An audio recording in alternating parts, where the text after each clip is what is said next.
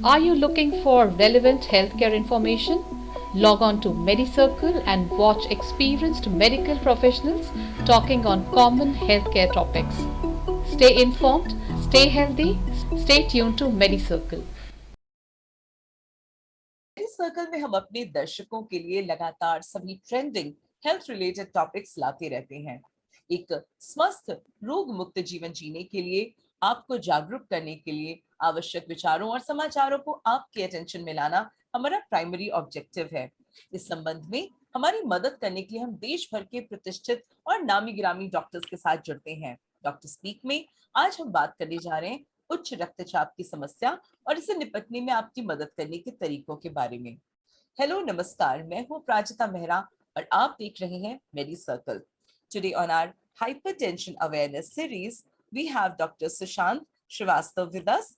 Doctor Sushant Srivastava देश के जाने माने कार्डियोवास्कुलर सर्जन हैं जो हृदय या हार्ट के ऑपरेशंस करते हैं। उनकी एक्सपर्टीज के क्षेत्रों में Beijing heart bypass surgery, heart के वॉल्व्स की सर्जरी, हार्ट ट्रांसप्लांटेशंस आदि भी शामिल हैं। आपने 96 ईयर के एक पेशेंट पर सक्सेसफुल बाईपास सर्जरी करके राष्ट्रीय रूप में प्रसिद्धि प्राप्त की थी, जो प्रॉब्ली इस ऑपरेशन से गुजरने वाले ओल्डेस्ट पेशेंट्स में से एक हैं। उनका कुल एक्सपीरियंस अब 9000 से भी अधिक केसेस हैं और यह हमारा सौभाग्य है कि मेडी सर्कल के माध्यम से आज हम उनसे जुड़ने वाले हैं। सो आपका स्वागत है मेडी सर्कल में doctor Sushant Srivastava. How are you sir? Thank you. I'm very well. Thank you. All right, sir. So, not taking more of your time, let's quickly move on interview for today. And my first question to you would be कि क्या hypertension की medicines erectile dysfunction का कारण बन सकती हैं? One of the common questions that we are getting from our audience repeatedly. तो हम जानना चाहेंगे कि आप हमारे दर्शकों को इसके बारे में कुछ बताएं। So I'd like to tell you that hypertension itself is associated with erectile dysfunction. इसका मतलब है कि जिन मरीजों को उच्च रक्तचाप होता है उनमें erectile dysfunction के चांसेस जिनको उच्च रक्तचाप नहीं होता है उससे 2 गुना ज्यादा है। और ये जो तकलीफ होती है erectile dysfunction की, इसमें हाइपरटेंशन का भी रोल है और कुछ दवाइयों का रोल है जिन्हें हम हाइपरटेंशन को ट्रीट करने में इस्तेमाल करते हैं। हाइपरटेंशन की वजह से जो शरीर की आर्टरीज हैं, आर्टीरियोल्स हैं, वो धीरे धीरे सख्त होने लगती हैं और शरीर के कई हिस्सों में ब्लड फ्लो कम हो जाता है और यही वजह है कि हाइपरटेंशन के साथ इरेक्टाइल डिस्फंक्शन एसोसिएटेड होता है। अब हम हाइपरटेंशन को ट्रीट करने के लिए कुछ दवाइयाँ यूज करते हैं जिनमें से कुछ इरेक्टाइल डिस्फंक्शन कॉज करती हैं। For example thiazide diuretics, aldosterone antagonists, beta blockers. ये कुछ दवाइयाँ ऐसी हैं जिनके इस्तेमाल से कभी कभी पेशेंट्स में इरेक्टाइल डिस्फंक्शन का साइड इफेक्ट देखा जाता है। अब हम इसको कैसे ट्रीट करेंगे, इसके लिए सबसे इम्पॉर्टेंट है lifestyle management. The patient should follow a healthy lifestyle, मतलब सॉल्ट इनटेक कम होना चाहिए, रेगुलर एक्सरसाइज होनी चाहिए, फ्राइड फूड कम होना चाहिए, cholesterol should be kept under check and most importantly the blood pressure should be well controlled. अगर आप ब्लड प्रेशर के लिहाज से देखें तो हम इरेक्टाइल डिस्फंक्शन विथ हाइपरटेंशन के पेशेंट्स को 3 ग्रुप्स में हम डिवाइड कर सकते हैं। ऐसे पेशेंट्स जिनका ब्लड प्रेशर अच्छी तरह कंट्रोल्ड है, इनको हम लो रिस्क कहते हैं। कुछ ऐसे पेशेंट्स हैं जिनका ब्लड प्रेशर कंट्रोल्ड तो है पर बहुत अच्छी तरह नहीं कंट्रोल्ड है, इनको हम मिडिल रिस्क ग्रुप में डालते हैं। और वो पेशेंट्स होते हैं जिनका ब्लड प्रेशर बिल्कुल नहीं कंट्रोल्ड है, इनको हम हाई रिस्क ग्रुप में डालते हैं। जब हम इरेक्टाइल डिस्फंक्शन को ट्रीट करने के लिए जो उसकी दवाइयाँ होती हैं, PD5 इनहिबिटर्स कहते हैं हम उनको, उनका इस्तेमाल करते हैं, तो जिन पेशेंट्स में ब्लड प्रेशर अच्छी तरह कंट्रोल्ड है उनमें इस दवाई के प्रयोग का कोई रिस्क नहीं होता और इरेक्टाइल डिस्फंक्शन भी अच्छी तरह इन दवाइयों से मैनेज हो जाता है। So the idea is to manage hypertension well, modify lifestyle so that it becomes healthy, and use drugs to treat erectile dysfunction in patients who have good control of hypertension. If we use the same drugs in patients who have poor control of hypertension, जिनका blood pressure अच्छी तरह control नहीं है, हाँ जी, by treating erectile dysfunction, we are placing them at increased risk. क्योंकि sexual activity के साथ जो blood pressure में rise होता है, वो already एक patient है जिसका blood pressure poorly controlled है, उसमें हम दवाइयाँ दे रहे हैं जिससे उसकी sexual activity बढ़ती है और blood pressure further rise करता है. इससे ये चीज उसको खतरे में डाल सकती है. जी, बहुत जानलेवा भी हो सकती है. It's quite harmful for them. Ji. So these are the three things we need to do: control hypertension well, modify lifestyle so that it becomes healthier, and use drugs to treat erectile dysfunction. In addition, if it is possible, remove the offending antihypertensive drugs which caused erectile dysfunction in the first place. So if it is possible to remove a beta blocker or a thiazide diuretic, then it can be removed by the treating physician, but that may not always be possible. So the other three pillars must be relied upon. अगले प्रश्न में मैं आपसे पूछना चाहती हूँ, जो हमारे कई दर्शकों की मांग है, कि क्या हाइपरटेंशन जेनेटिक या हेरिडिटरी नेचर हो सकता है या होता है? Hypertension is seen to run in families. इसका मतलब है कि जिन लोगों को हाइपरटेंशन होता है उनके बच्चों को, उनके फर्स्ट डिग्री रिलेटिव्स को हाइपरटेंशन होने की संभावना ज्यादा होती है. Now this might point to a genetic cause of hypertension. Is not simple, it's complex. तो हम कहते हैं कि 30 से 40% genetic causes contribute करते हैं in the development of hypertension. But it is also important to remember that families live in similar environments. तो जो जिन परिवारों में हाइपरटेंशन होता है वो एक तरह का खाना खाते हैं, वो उनकी लाइफस्टाइल सिमिलर होती है, वो एक्सरसाइज लेते हैं या नहीं लेते हैं, इसमें भी सिमिलैरिटी होती जी, है. बिल्कुल. तो एक कोई जीन हाइपरटेंशन के लिए नहीं रिस्पॉन्सिबल है, number 1. Number 2, there does seem to be a genetic correlation with hypertension because it runs in families, but about 30 to 40% contribution is made to hypertension by genes. तीसरी चीज ये समझने की है कि हाइपरटेंशन जिन फैमिलीज में रन करता है उनके एनवायरमेंटल कॉजेस भी सिमिलर होते हैं. तो ये सारी चीजें मिलके हाइपरटेंशन कॉज करती हैं. If we are looking at one genetic cause that can be identified or treated, there isn't a single genetic cause. Alright, बहुत अच्छी बात डॉक्टर साहब आपने बताई है कि नेचुरली अगर हम हाइपरटेंशन की बात करते हैं, एक ऐसा टेंशन या ऐसा तनाव जो बहुत हाइपर हो जाता है, अगर हम शाब्दिक रूप से भी जाते हैं तो नेचुरली ये काफी हद तक हमारे वातावरण से प्रभावित होता है. हम अगर पूरा परिवार ही एग्रेसिव है या कोई भी एक व्यक्ति एग्रेसिव है तो नेचुरली उसका असर भी बाकी परिवार के लोगों पे पड़ता है. सो परिस्थितियां जन्य जो चीजें होती हैं उनसे ऑफ कोर्स इफेक्ट व्यक्ति होता है, और इस कारण ये जो आपने बात कही बहुत अच्छी है, और मुझे पहली बार मैं इन दोनों बातों को रिलेट कर पाई coming from a doctor, that yes जो उनका एनवायरनमेंट है plus there could be a reason some genes behind it as well. Sir, अगला प्रश्न है मेरा जो इस चीज से फॉलो अप क्वेश्चन सा ही बनता है, हाइपरटेंशन में बॉडी पर क्या इफेक्ट होता है, यानी एक पेशेंट क्या क्या गुजरता है अगर उसे हाइपरटेंशन होता है, जिन्हें वो समझ सकता है और जान सकता है कि इस वजह से मुझे हाइपरटेंशन हो रहा है या मुझे इस वक्त हाइपरटेंशन की स्थिति में मैं हूँ. So the most important thing I want to tell patients with hypertension is hypertension is in most cases completely asymptomatic. High blood pressure कोई symptoms नहीं produce करता है, और regular checkups are the only sure way of detecting hypertension in a majority of people. अगर आप एक certain age के बाद, अगर हम कहें कि 40 साल की उम्र के बाद अगर आप अपने डॉक्टर को रेगुलरली विजिट करते हैं, या उस एज के पहले अगर आप किसी छोटी मोटी खांसी बुखार किसी और बीमारी के लिए डॉक्टर के पास गए और डॉक्टर ने डिस्कवर किया कि आपका ब्लड प्रेशर नॉर्मल से ज़्यादा है, तो हाइपरटेंशन की डिस्कवरी होती है। तो सबसे जरूरी बात ये समझना है कि हाइपरटेंशन की डिस्कवरी चेकअप्स के थ्रू होती है। Hypertension in most cases will not produce symptoms. अब हाइपरटेंशन का असर बॉडी पे पड़ता है। Hypertension has a profound effect on all the vital organs of the body.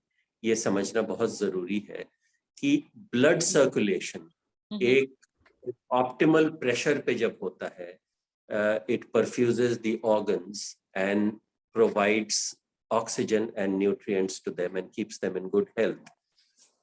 When the pressure goes below that, the normal range, then the organs begin to suffer.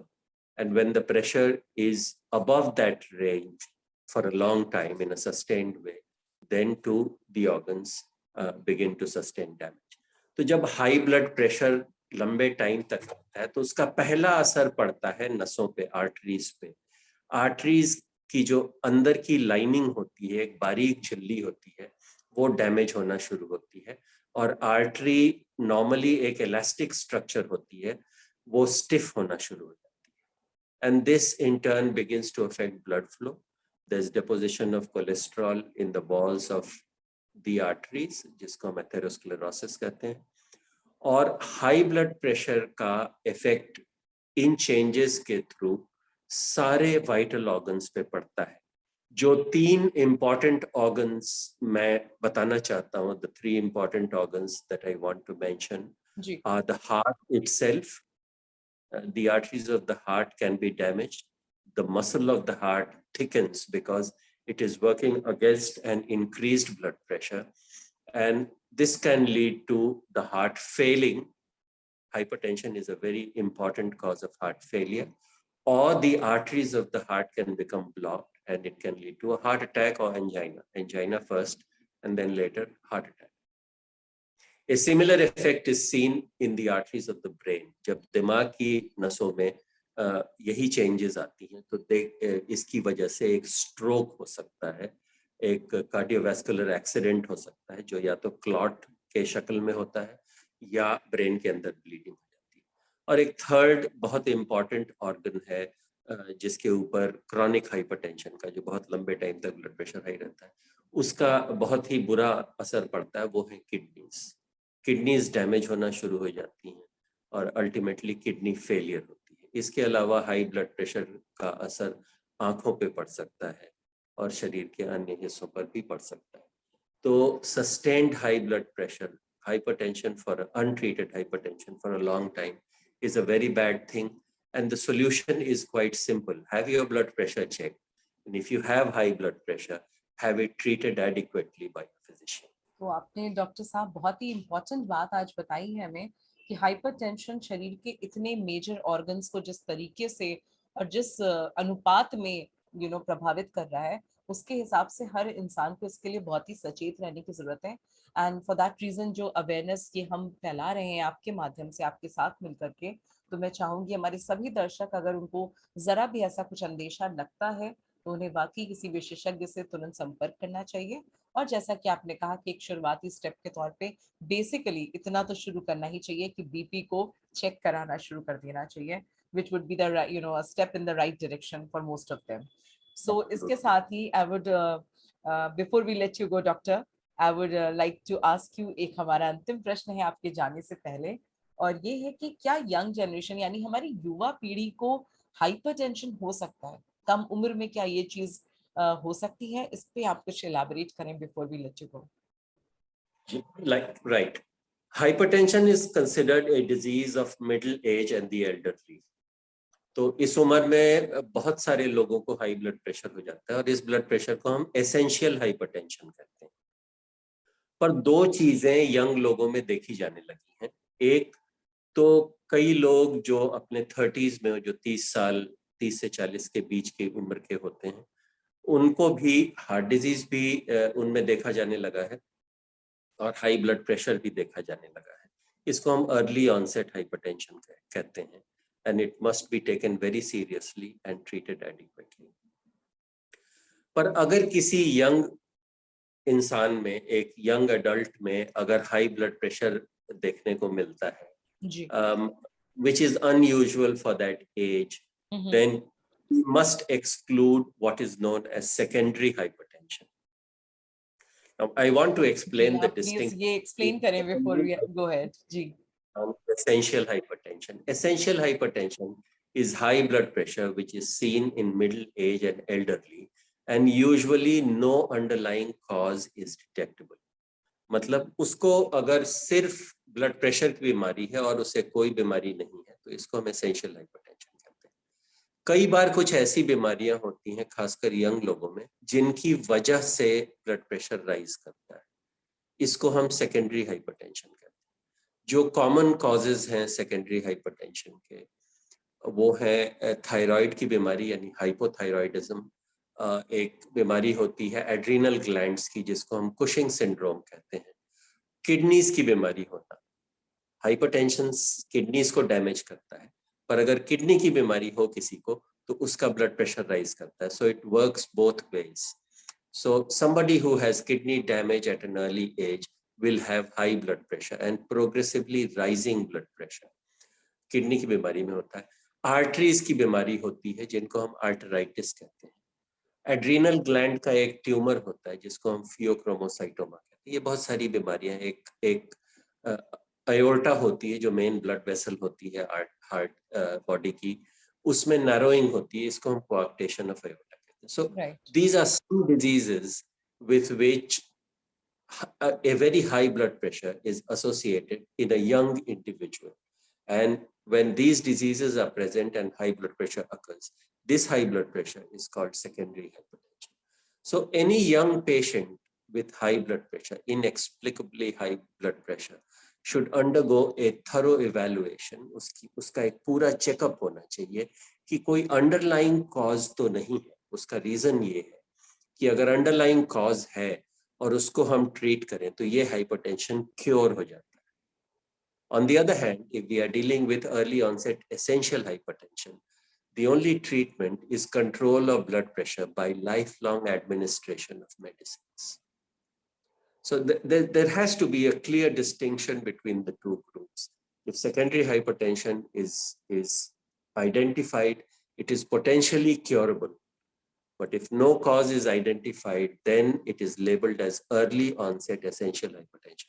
And then the patient is treated with medicines lifelong. All right. Sir एक इसी से जुड़ी हुई एक प्रश्न है आपको। इतने अच्छे आपने इतने विस्तृत आंसर दिए हैं कि मैं अपने आप को पूछने से रोक नहीं पा रही हूँ। सर इतनी सारी बीमारियां एक व्यक्ति में एक दूसरे से जुड़ी हुई सी लग रही हैं कि आपने बताया कि कई बड़ी बीमारियों के कारण से कुछ ऐसी चीजें होती हैं जो हमें सामने आती हैं और पता चलती हैं, और कई बार होता है कि किसी साधारण से सिम्टम्स या साधारण सी चीज से जुड़ी हुई बड़ी प्रॉब्लम्स पता चलती हैं। तो ऐसे में अगर किसी व्यक्ति को वो जैसे 30s में आपने बताया कि आजकल यंग एज में because of the stress you know the kind of competitive lifestyle that they are जो जी रहे हैं, साथ ही बहुत कुछ बदलाव आया है हम लोग की जीवन शैली में, खान पान में। तो इसके चलते अगर 30 या 35 के ऊपर कोई व्यक्ति है तो आप कुछ ऐसे टेस्ट क्या बता सकते हैं जिन्हें करवा के या स्क्रीन करके वो ये जान सके कि वो उसे किस विशेषज्ञ के साथ पास पहुंचना चाहिए जिनसे वो इन सारी चीजों की जानकारी प्राप्त कर सके, जो आपने इतने सारे ऑर्गन्स भी डिस्कस करे, इतने सारी प्रॉब्लम्स भी कनेक्टेड इंटरकनेक्टेड आपने जो बहुत सी चीजें बताई हैं। Are there some common test for them? Yeah, absolutely. It is common to subject people to a well-designed medical checkup. एक वेल डिजाइंड मेडिकल चेकअप होता है, उसमें पहला जो पार्ट होता है उसका वो it is an interview with a physician. एक फिजिशियन आपसे बात करता है and tries to understand if you have any symptoms that may be attributable to disease. जैसे कई सारे लोग कहते हैं मुझे पसीना आता है, अब वो पसीना that you know excessive sweating can be an indication of an excessively anxious personality, a stressful life, or of serious underlying disease. For example, hyperaction of the thyroid gland, it's called hyperthyroidism. तो इस तरह का एक basic interview होता है जिसमें physician पहले मरीज को बात करने देता है, फिर कुछ पॉइंटेड क्वेश्चंस पूछता है, And based on those questions, a series of tests are recommended. And most of these tests are capable of diagnosing an underlying problem. More importantly, the series of tests is capable of ruling out a serious underlying problem and reassuring the patient that his symptoms are probably only due to a stressful lifestyle. Maybe he Yes, needs very to make some harmless. Ji, lifestyle changes हाँ जी. and live a more healthy life. And, you know, that reassurance to that individual, especially to a young individual, is invaluable. Very true, very true. So आपने बहुत अच्छी बात पे ये and किया है ये पूरा इंटरव्यू कि यंग और ऐसे लोग जो जागरूक हैं और वाकई चाहते हैं कि वो स्वस्थ जीवन जिए, और फॉर एटलीस्ट पैंडेमिक के बाद से काफी लोगों के अंदर ये अवेयरनेस आई है that they want to finally make a transformation in their life और एक बेहतर जिंदगी की तरफ काफी लोग आगे बढ़ रहे हैं. तो ऐसे में आज हमारे डॉक्टर सुशांत ने जो सलाह दी है उसको फॉलो कीजिए. आप अगर ऐसा कोई भी चेकअप कराना चाहते हैं तो please go visit a general physician जो आपकी विसिनिटी में हो. कोई भी अच्छे डॉक्टर के पास आप जा सकते हैं आपके घर के आसपास, और उन्हें आप दिखा करके एक पूरा ओवरऑल एक चेकअप अगर आप करा लें और उसके बाद अच्छी जीवन शैली की ओर अगर आप आगे बढ़ते हैं तो बहुत सारी बड़ी बीमारियों को हम वक्त से आने से पहले ही रोक सकते हैं और एक अच्छी जीवन जी सकते हैं. Can ensure longevity for ourselves.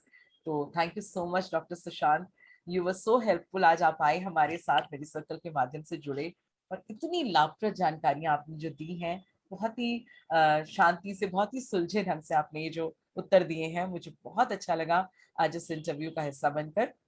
मैं आपको पूरी टीम की ओर से धन्यवाद देना चाहती हूँ. It was really a pleasure to have you today. Thank you so much sir. नमस्कार. Thank you for the opportunity.